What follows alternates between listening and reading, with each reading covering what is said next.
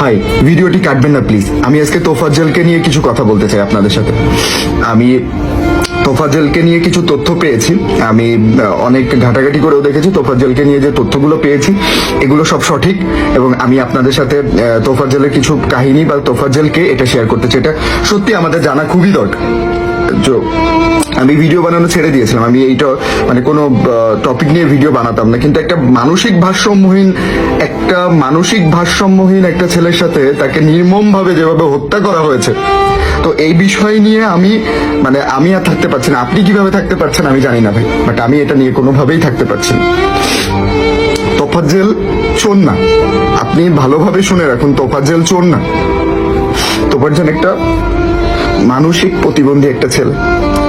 তোফাজ্জল বরগুনা জেলার পাথরঘাটা ইউনিয়নের খুব সম্ভ্রান্ত পরিবারের একটা ছেলে। আর আপনার আমার মতো তার মা ছিলেন, বাবা ছিলেন, বড় ভাই ছিলেন। ভাগ্যের নির্মম পরিহাসে ওর আজকে কেউ নেই। আপনি জানেন, ও খুব ভালো রেজাল্ট নিয়ে যখন বরগুনা কলেজে ভর্তি হতে যায়, তো বরগুনা কলেজে ভর্তি হওয়ার পর ওর তোফাজ্জলের গ্রামের একটা চেয়ারম্যানের মেয়ের সাথে সম্পর্ক হয়। তো ভাগ্যের নির্মম পরিহাসে চেয়ারম্যানের মেয়ের সাথে ওর বিয়ে হয়নি। তার বছর খানিকের মধ্যেই বাবা মা দুজনই মারা যায়। আপনি হলে সুস্থ থাকতেন, আমি হলে পাগল হতাম না। মা, বাবা, প্রিয়তমা সবাই চলে গেল। তারপরেও পাগলটা বরগুনা ডিগ্রি কলেজে অনার্সে ভর্তি হয়। অনার্সে ভর্তি হওয়ার পরে শুধুমাত্র মাথার উপর ছিল একটা বড় ভাই, এসআইতে চাকরি করে, ভাইয়া পুলিশের এসআই ছিলেন। তো ভাইয়াটার গত বছর রমজানের ঈদের লিভারের সমস্যা ধরা পড়ে প্রথম রোজাতে, এবং 15 রোজাতে ভাইটা মারা যায়।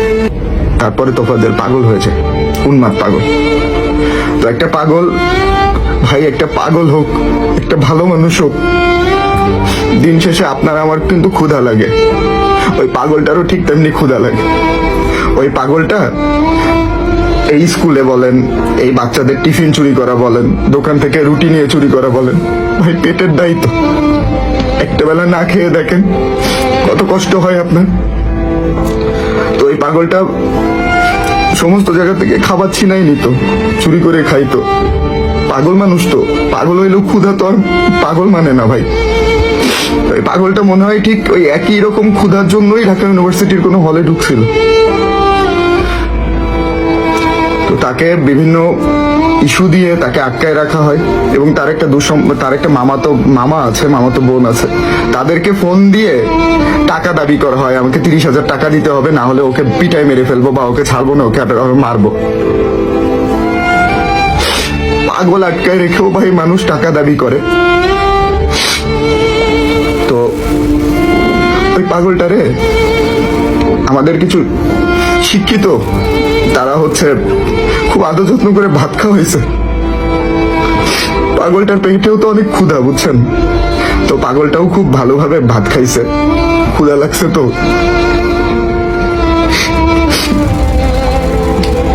কিন্তু ওই পাগলটা জানতো না ভাই, এটা তার একেবারে শেষ খাওয়া, জনমের তরে শেষ, আর কোনোদিন ক্ষুধা লাগবে না। তো পাগলটারে পিটাইতে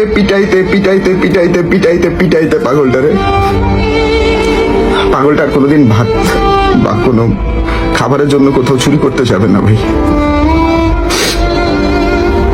তো পাগলটারে ভাত খাওয়াই মারলেন ভাই।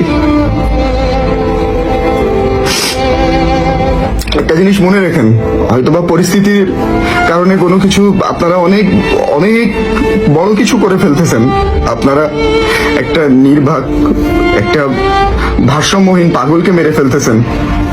ভাইরে, উপর আল্লাহ সবকিছু দেখে, কিন্তু উপর আল্লাহর কাছে কিন্তু কোনো কিছু ছাড় নেই ভাই। কিন্তু আমার একটা প্রশ্ন ভাই, উপর আল্লাহ এই অবিচার দেখে কিভাবে চুপ করে রয়েছে? আমি জানি না ভাই কে কি বলবেন, হয়তো কেউ ভালো কথা বলবেন, কেউ খারাপ কথা বলবেন। আমি সত্যি সত্য করতে পারতেছি না ভাই। আমি সত্যি মন থেকে বলতেছি, বিচার চাই, একটাই কথা, বিচার চাই ভাই।